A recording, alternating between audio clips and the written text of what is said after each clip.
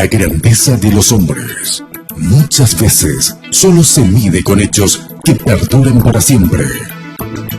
Sin embargo, hay hombres y mujeres que desde el anonimato cada día hacen grandes proezas, que también merecen ser valoradas. De lo ordinario a lo extraordinario, experiencias transformadas para un legado eterno. Honoris causa, mucho más que un reconocimiento.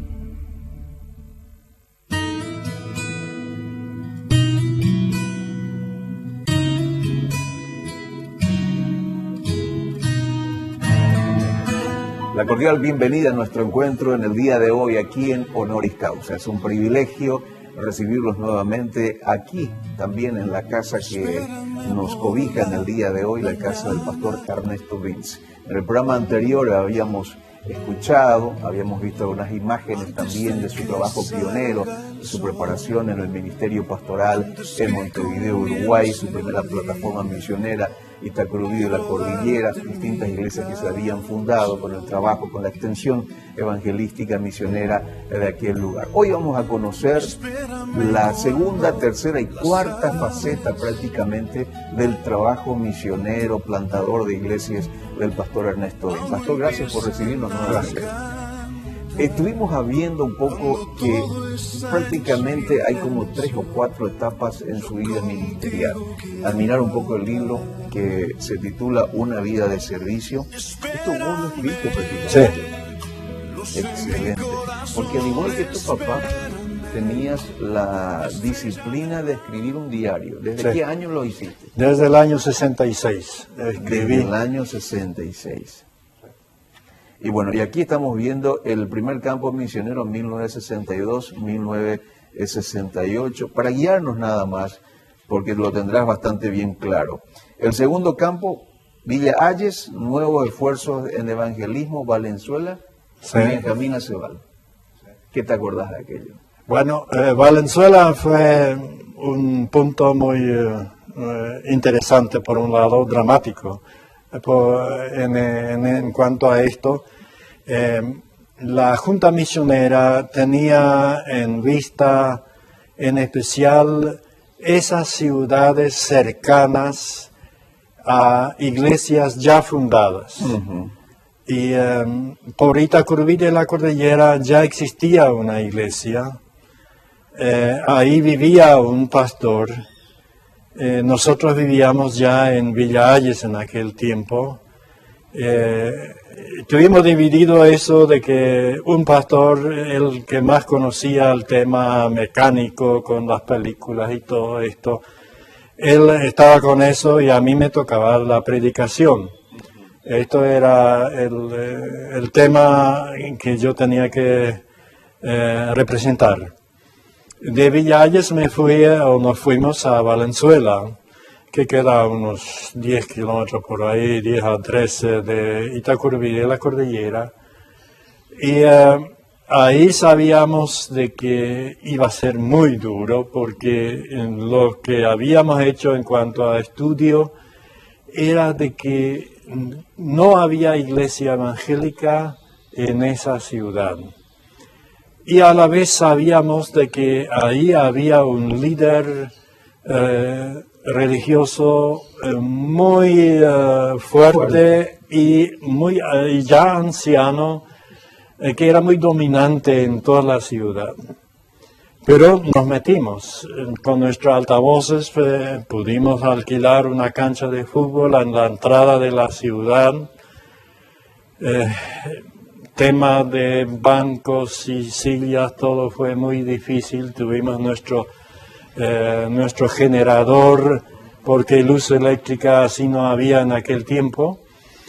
Y bueno, fue la primera noche, ya había caminatas por la calle, la gente estaba muy inquieto porque había por lo menos unos cuantos participantes. En la segunda noche, no sé bien si era segunda o tercera, pero ahí sé que era un sábado. Y en este sábado todo estaba marchando bien, la película iba y yo estaba sentado más o menos cerca de la mesa de los aparatos y de repente del frente me viene entrando un tipo borracho del todo y me da una bofetada en la cara que yo pensé, bueno, este asunto no es así. Yo procuré, lo primero era hacer luz, porque tuvimos en marcha la película y la luz apagada. Ajá. Y cuando fui a prender la luz, hice la tontería de que se apagó todo, porque el generador no marchaba con la luz y con el aparato, con la película. Así que quedamos todos en la oscuridad total. Este señor borracho me seguía a mí, yo me escondí entre la gente por ahí y de repente él me perdió de vista y agarró a otro muchacho, el hijo de otro pastor, le siguió, pero no le hizo nada. Pero sí que fue un susto, yo sé que esto era, me dolía, pero después hicimos marchar otra vez el motor y seguíamos, pero me tocaba predicar todavía. Ay. Esa noche sí que me costó un poco encontrar las palabras. Me imagino. Pero el borracho se fue otra vez. Se fue otra vez. ¿Y qué hacer? Bueno, creíamos que teníamos derecho de por lo menos de avisarlo a la policía y la policía lo tenía en el próximo día, ya domingo lo tenía por ahí, pero no nos permitió hablarle, no nos permitió y bueno, sabíamos que esto era medio planeado ya de alguna fuerza de aquel tiempo. Pero aparte de bofetadas, usted recibió también piedras, sí, bombitas. Sí, ahí también había huevos podridos. En otra ocasión sé que estuvimos bajo un techo así, muy campesino, y de repente había lluvia de huevos. Me tocaban por el zapato y huevo podrido. El olor fue terrible. Y yo siempre pensé, ¿cómo es que la gente tenía preparado eso? De que justamente en eso había alguna casa que tenía alguna cloaca, por ahí tenía huevo podrido, ¿no? Sí. Bueno, vamos a seguir hablando sobre las experiencias. Esta es la segunda etapa, vamos a conocer la tercera, la cuarta también, el trabajo misionero, el plantador de iglesias también de Ernesto. Vamos a la pausa y ya volvemos.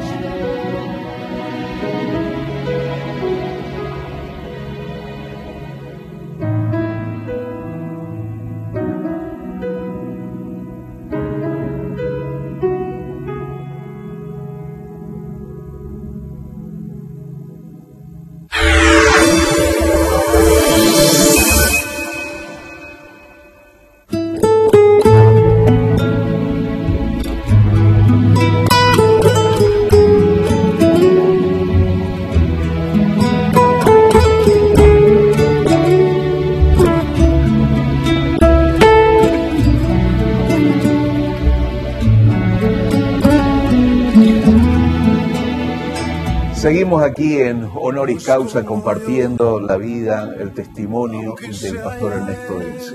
Si vamos a compartir tenemos que ir hasta seguramente 7, 8, 9 entregas, pero al mirar acá también el libro lo pueden conseguir en varias librerías cristianas de nuestro país en este caso.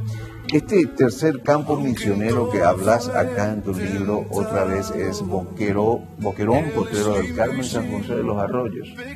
Sí, 1976-1980.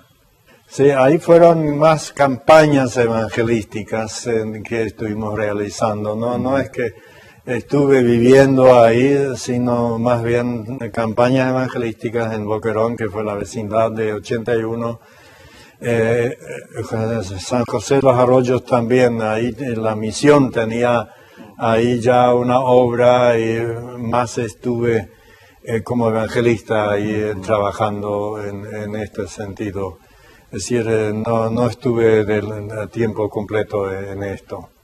Y la última etapa prácticamente de este ministerio, voy a saltear uno de ellos, el cuarto campo misionero que hablas acá, Filadelfia, Chaco Paraguayo. Grandes experiencias con el Señor, crecimiento y dispersión de tu familia. ¿Cómo es eso? Sí, en el Chaco ahí pues llegamos en el año 81. Ya los muchachos estaban con estudios bastante avanzados. Carlos estaba haciendo su último año ahí en la secundaria. Después él ya salió a estudiar aquí en Asunción su tema de doctor.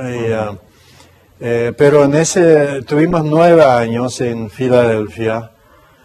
Fuimos ahí bendecidos de que pudimos comprar nuestra primera casa propia. Hasta ahí siempre vivíamos en casas ajenas, alquiladas. Ahí me tocó o nos tocó una misión nueva. Parte era radio. Tenía que aprender a predicar en la radio y el tema de radio también tenía que ver con visitaciones de los oyentes. Y ahí ese trabajo me pidió muchos viajes. Pero siempre con la idea, que buscamos los contactos de los oyentes de radio, pero con la idea concreta de fundar iglesias. Las iglesias del Chaco, de Fernheim en especial, de Filadelfia, ellos nos habían llamado también para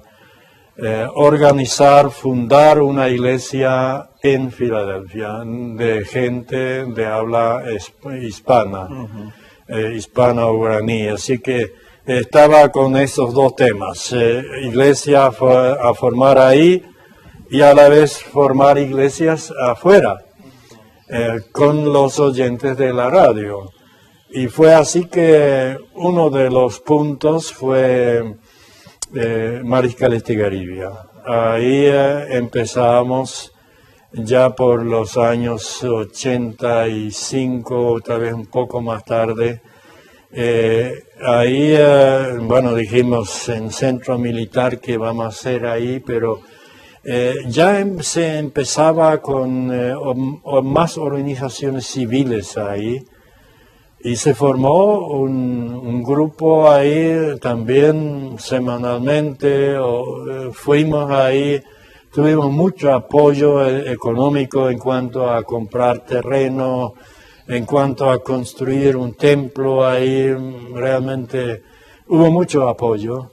Y me acuerdo que la gente decía, pero en ese lugar una iglesia, entre casi totalmente militares. Yo tenía contacto con militares, fuimos a veces a presentar películas y tenía contactos, pero ahí era la idea, abrir un campo misionero con clara visión de formar una iglesia. Y sucedió eso. Y ahora hay una iglesia formada, hay una escuela primaria, secundaria, hay un gran campo que ahí está funcionando, en mi entender, a la maravilla. Increíble el templo chiquito que construíamos, eso ya no está más. No da abasto más. Para mí es una fiesta esto. He trabajado ahí también en campo, diríamos, entre los militares. Cerca de Filadelfia, a unos 13 kilómetros, había un centro militar de la ingeniería. Y ahí dijimos, vivimos cerca de Filadelfia. Hay unos 60, 80 soldados que no saben qué hacer los domingos. Hay tenientes esto y comandantes allí, pero ellos estaban felices de que veníamos ahí. Y tenía hermanos de la iglesia, jóvenes que con guitarras, esto, y con películas. Para los soldados fue algo maravilloso. Me acuerdo que un hermano me entregó testamentos y fui a repartir, y justamente este miércoles pasado me llama un ex teniente, me llama un tal Cano, me dice, ¿usted vive aquí en Asunción todavía? Y sí, le di mi dirección y en 20 minutos estaba acá y estuvimos sentados 3 horas acá en ese lugar. Y él en ese tiempo llegó a la conversión. Era un militar convertido ahí en este lugar, es por Cruce Neuland, ahí en ese sitio. A través de su testimonio se convirtieron otros 3, o otros más, no sé si eran 3. Tuvimos problemas un poco después de eso porque las conversiones fueron bastante radicales. Uh-huh. Y el comandante pensó que iban a hacer todo esto conveniente. Y de repente yo recibí prohibición. Así no. No vas a venir más acá. No vas a venir más acá. Bueno, pues tenemos que ir a una breve pausa, pastor. Vamos a saber qué pasó después de todo esto. La pausa y ya volvemos aquí en Honoris Causa.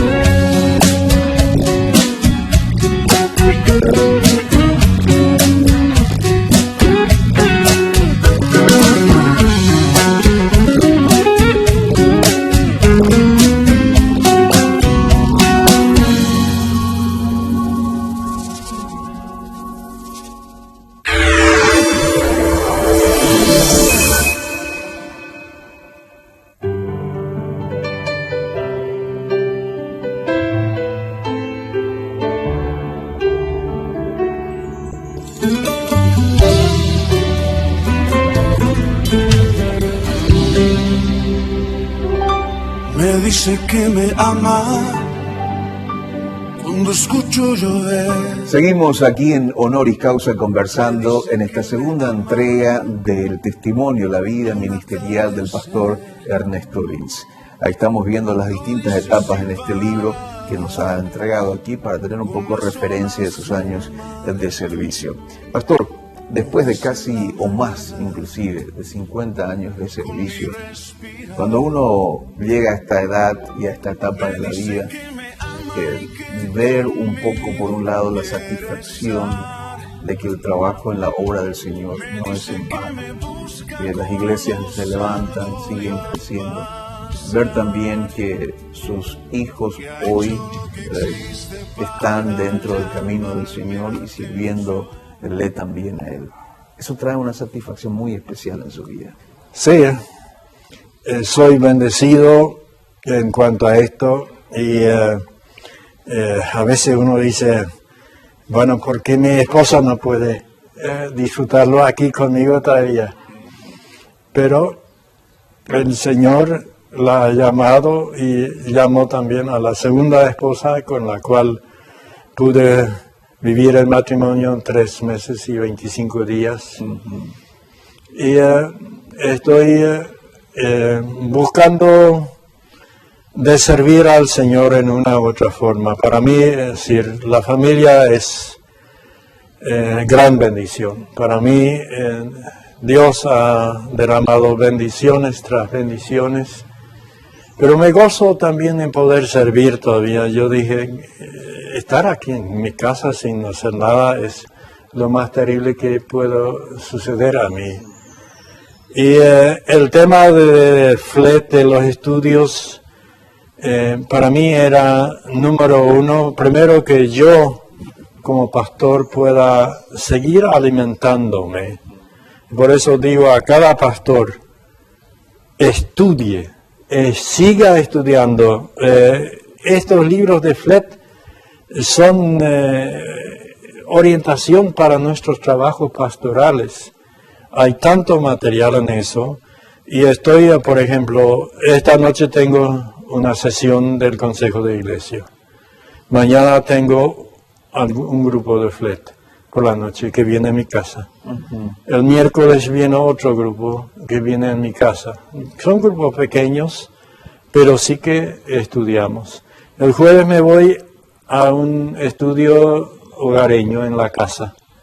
El viernes viene otro grupo de otra iglesia aquí a estudiar. El sábado estoy libre en cuanto a esto.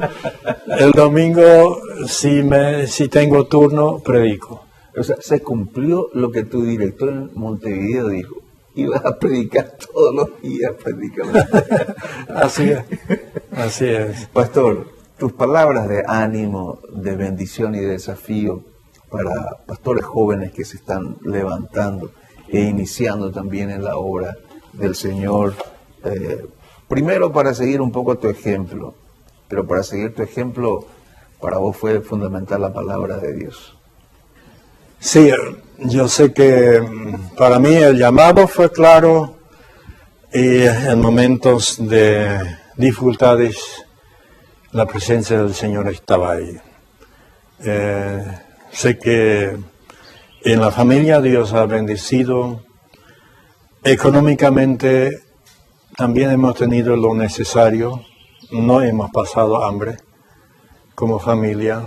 Tuvimos mucha leche, como ya dijimos. Mis hijos no tenían problema de comer porotos. No era este el problema. Sé que cuando llegan la edad y cuando uno tiene que partir o separarse de los más queridos, ¿en qué encuentro consuelo? Tengo un texto bíblico en donde encuentro consuelo, en donde dice en el Salmo 73, el verso 28, pero en cuanto a mí, el acercarme a Dios es el bien. He puesto en Jehová el Señor mi esperanza, para contar todas tus obras. Para mí esto es un texto de orientación en mi situación, y también pastores tienen que pasar por estas experiencias. La muerte llega y la separación de familiares también llega. Y lo importante es que uno puede decir, he puesto en Jehová mi esperanza. Y Él es el que nos fortalece y nos bendice. Sí, así. Tenemos que ir cerrando nuestro encuentro, pastor. Le agradecemos de todo corazón este tiempo brindado y deseamos de que Dios nos siga acompañando y fortaleciendo. Gracias. Muchas bendiciones. Gracias. Espectacular. Señores, de esta forma cerramos este capítulo, estas 2 entregas que hemos tenido aquí en Honoris Causa. Será hasta una próxima entrega y con el deseo siempre de conocer otra vida que nos inspire y que nos bendiga también. Muchas gracias.